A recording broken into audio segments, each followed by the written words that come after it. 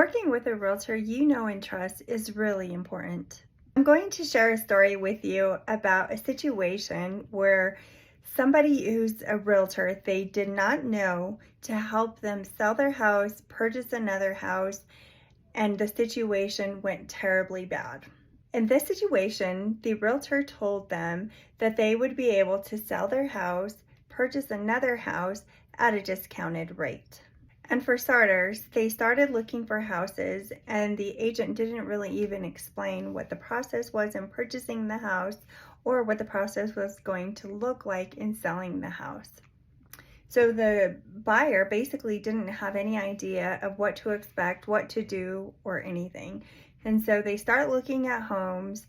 The buyer ends up falling in love with the house. The agent tells them that she would work on an offer.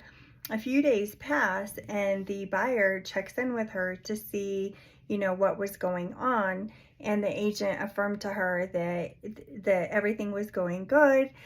She was negotiating terms with the seller and that everything would be okay.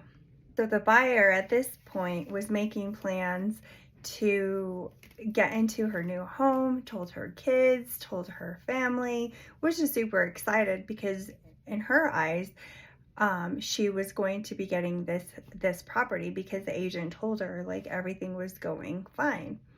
So a few days later, the buyer ends up reaching out to her agent to ask some questions about what's going on with the property.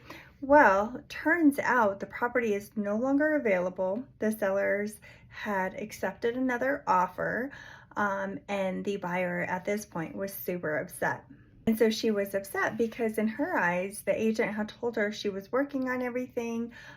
She had already had everything detailed out with the seller, and there was no reason their offer wasn't going to be accepted. And so this person reached out to me because she was just in tears. And so I explained to her that the agent, she really didn't have an offer submitted because she never signed any documentation that outlined the offers, the deadlines, all of those sorts of things. And so for the agent to actually tell her that she was under contract and they didn't have anything to worry about and, make plans to move out of your house, all of those things, it was like, you didn't even put in an offer to be considered, much less having much less being under contract or anything.